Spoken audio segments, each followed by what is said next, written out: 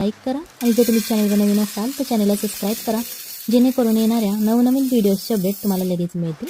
आता ही रेसिपी बनवण्यासाठी आपल्याला सगळ्यात पहिल्यांदा 1 कप कच्चा साबुदाणा घ्यायचा आहे। इथे कोणताही आपण भिजवलेला साबुदाणा वापरणार नाही। त्याच्यानंतर आपल्याला 3 हिरव्या मिरच्या घ्यायच्या आहेत।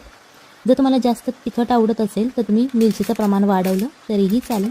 त्याच्यानंतर 1 छोटा कप आपल्याला शेंगदाणे घ्यायचे आहेत।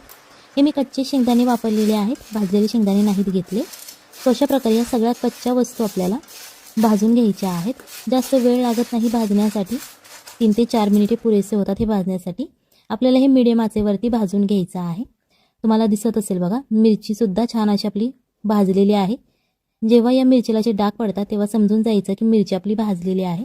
सो हे आपण 3 ते 4 मिनिटासाठी मीडियम ते हाय फ्लेमवर तुम्ही भाजू शकता, फक्त जास्त करपून देऊ नका। जेव्हा आपले शेंगदाणे थोडेसे ब्राऊन होतील तेव्हा आपल्याला गॅस बंद करायचा आहे। आता अशा प्रकारे मिरच्यांना डाग सुद्धा पडलेले आहेत आणि शेंगदाणे सुद्धा भाजलेले आहेत। त्याच्यानंतर हे थोडंसं थंड करून घ्यायचं आहे, रूम टेम्परेचरला आपल्याला थंड करायचं आहे। त्याच्यानंतर यामधल्या आपण ज्या मिरच्या भाजून घेतलेल्या आहेत त्या आपल्याला एका बाउलमध्ये काढून घ्यायच्या आहेत। इथे जर तुम्ही लहान मुलांसाठी बनवत असाल तर मिरचीचं प्रमाण कमी ठेवा, जेणेकरून हे आवडीने खातील आणि त्यांना तिखटही लागणार नाही। इथे आपल्याला एक मिक्सरचं भांडं घ्यायचं आहे आणि जे आपण शेंगदाणे आणि साबुदाणा भाजून घेतला होता, थंड करून घेतला, त्याच्यानंतर आता हे आपल्याला मिक्सरच्या भांड्यामध्ये घालायचं आहे।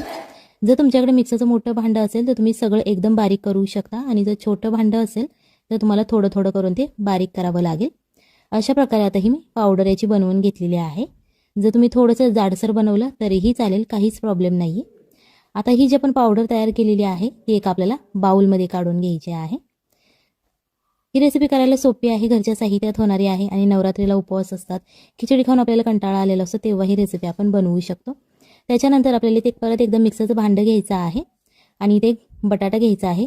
बारीक चिरून घेऊ शकता किंवा मोठा जाडसर असा चिरून घेतला तरीही चालेल।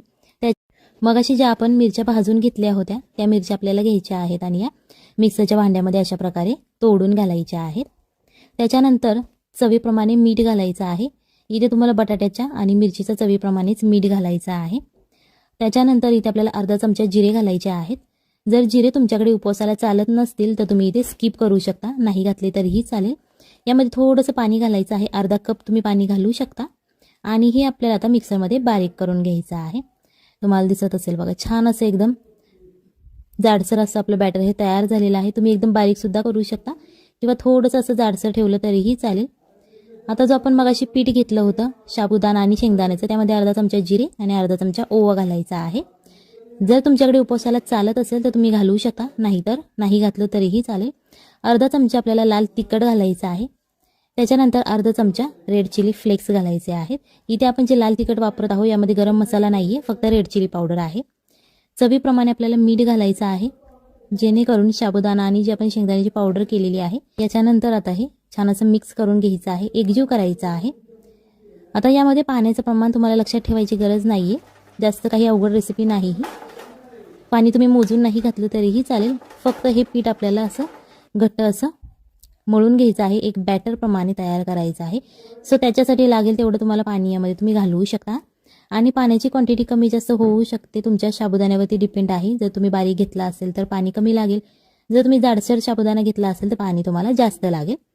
सो इथे पाण्याची क्वांटिटी लक्षात ठेवण्याची गरज नाही, फक्त अशा प्रकारे बॅटर तुम्हाला तयार करून घ्यायचं आहे। तुम्हाला दिसत असेल बघा, अशा प्रकारे मी थोडंसं घट्टसरच असं हे तयार करून घेतलेलं आहे। त्याच्यानंतर इथे आपल्याला थोडीशी कोथिंबीर घालायची आहे, बारीक चिरलेली। जर तुम्ही उपवासाला बनवत असाल आणि कोथिंबीर नसेल चालत तर तुम्ही ही सुद्धा स्किप करू शकता। आणि जर तुम्ही ही रेसिपी उपवासाला नसेल बनवत, असाच नाश्ता करण्यासाठी बनवत असाल तर तुम्ही यामध्ये कोथिंबीर घालू शकता, कारण कोथिंबीरची चव खूप छान लागते। आता ही कोथिंबीर घालून झाल्यानंतर थोडंसं मिक्स करायचं आहे आणि याच्यानंतर याच्यावरती झाकण ठेवायचं आहे। 5 ते 10 मिनिटासाठी तुम्ही ठेवू शकता आणि जर तुम्ही खूप घाईत असाल तर 5 मिनिटे ठेवलं तरीही चालेल। अशा प्रकारे आता जे आपण पाणी घातलेलं होतं हे या सगळ्या साबुदाण्याने शोषून घेतलेलं आहे। सो बॅटर हे एकदम कोरडं असं तयार झालेलं आहे। त्याच्यानंतर आपण जी मगाची पेस्ट तयार करून घेतली होती बटाटा आणि मिरचीची, ती पेस्ट आपल्याला याच्यामध्ये घालून घ्यायची आहे। यामध्ये कधी कधी तुमचा बटाटा जाडसर एकदम राहू शकतो किंवा बारीकसुद्धा होऊ शकतो, ते तुम्ही तुमच्या मिक्सरवरती डिपेंड आहे। सो तुम्ही जाडसरसुद्धा घेऊ शकता आणि एकदम बारीक अशी पेस्ट केली त्याची तरीही चालेल। सो अशा प्रकारे आता हे मिक्स करून झालेलं आहे। याच्यानंतर आपल्याला 1 वाटी दही घ्यायचं आहे.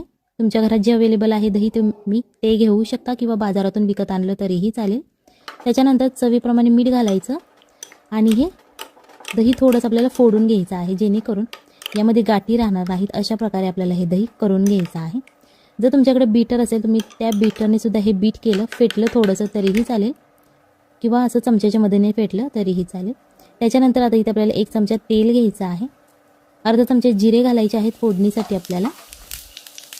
आता हे आपले जिरे घालून झालेले आहे, थोडेसे तडतडून द्यायचे. त्याच्यानंतर कढीपत्ता घालायचा आहे.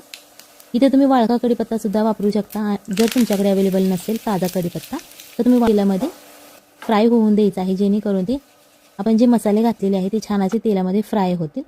जे आपण मगाशी दही फेटून ठेवलं होतं त्या दह्यामध्येच आपल्याला ही फोडणी घालायची आहे आणि छान अशी थोडीशी तडतडून द्यायची, जेणेकरून दह्यालाही याची खूप छान अशी टेस्ट येते. जरी ते तुम्हाला तेल आवडत नसेल तुम्ही तूप किंवा बटर वापरलं तरीही चालेल, ते तुमच्या आवडीवरती डिपेंड आहे तुम्हाला तेल वापरायचं आहे की बटर. आता ही जी आपली फोडणी घालून झालेली आहे ती छान अशी मिक्स करून घ्यायची, जेणेकरून याची छान अशी टेस्ट लागते. आता हे आपण साईडला ठेवून घेणार आहोत. इथे आपल्याला एक पॅन घ्यायचा आहे. यामध्ये 1 चमचा तेल घालू शकता किंवा तुम्हाला तूप किंवा बटर आवडत असेल तुम्ही ते वापरलं तरीही चालेल. अशा प्रकारे ते स्प्रेड करून घ्यायचं. त्याच्यानंतर आपण जे मगाशी साबुदाणा, शेंगदाणा आणि बटाट्याचं जे बॅटर बनवलेलं होतं ते अशा प्रकारे चमच्याच्या मदतीने तव्यावरती पसरवून घ्यायचं आहे. हे तुम्ही तुमच्या इच्छेनुसार आवडीनुसार पसरवू शकता. जर तुम्हाला जाडसर आवडत असेल तर तुम्ही असं जाडसर पसरू शकता किंवा जर तुम्हाला एकदम पातळ असं हवं असेल तर तुम्ही ते चमच्याच्या मदतीने दाबून असं स्प्रेड करू शकता. थोडीशी कोथिंबीर घालायची आणि रेड चिली फ्लेक्स घालायचे आहे थोडेसे गार्निशिंगसाठी. त्याच्यानंतर अर्धा चमचा तेल घालायचं. हे तुम्ही झाकून ठेवून सुद्धा शिजवू शकता. जर तुमच्याकडे वेळ खूप कमी असेल तर तुम्ही हे झाकण याच्यावरती ठेवून ते शिजवू शकता. आता हे एका बाजूने क्रिस्पी असं फ्राय झालेलं आहे. सो अशा प्रकारे तुम्ही उलटण्याच्या मदतीने ते दाबून दाबून सुद्धा भाजू शकता, जेणेकरून खालची जी त्याची बाजू आहे ती छान अशी क्रिस्पी होईल. अशा प्रकारे हे भाजून घ्यायचं आहे. आता आपण हे पलटी केलेलं आहे आणि दुसऱ्या बाजूनेही आपल्याला थोडंसं तेल घालून क्रिस्पी असं फ्राय करून घ्यायचं आहे. जर तुम्हाला तेल आवडत नसेल तर तुम्ही लेस ऑइलसुद्धा बनवू शकता. नॉनस्टिकच्या पॅनवरती तुम्ही थोडंसं तेल टाकून ते बनवू शकता. फक्त थोडंसं मिडियम आचेवरती ते भाजा, जेणेकरून क्रिस्पी होईल. एकदम हाय फ्लेमवरती भाजू नका, नाही तर ते भाजलं जाणार नाही आणि क्रिस्पीसुद्धा होणार नाही, करपलं जाईल ते लगेच. सो अशा प्रकारे हे आपलं तुम्हाला दिसत असेल बघा, दोन्ही बाजूने छान असं क्रिस्पी झालेलं आहे. अशाच प्रकारे ही रेसिपी नक्की घरी ट्राय करा, आपल्या फॅमिलीला खाऊ घाला आणि मग मला कमेंटमध्ये सांगा कशी झाली होती. आता जे आपण मगाशी फोडणीचं दही तयार केलं होतं या दह्याबरोबर आज आपण हे साबुदाण्याचा पराठा खाणार आहोत. जर तुम्हाला दुसरा कोणता सॉस किंवा टोमॅटो सॉस चटणीबरोबर खायचं असेल तुम्ही त्याच्याबरोबर सुद्धा खाऊ शकता. फक्त हे दही एकदा नक्की घरी ट्राय करा, आपल्या फॅमिलीला खाऊ घाला आणि मग मला कमेंटमध्ये सांगा कशी झाली होती. ही तुम्ही रेसिपी उपवासाला बनवू शकता किंवा अशीच नाश्त्यासाठी बनवली तरीही चालेल. आता ही आज आपण दह्यात बुडवून खाणार आहोत. चॅनल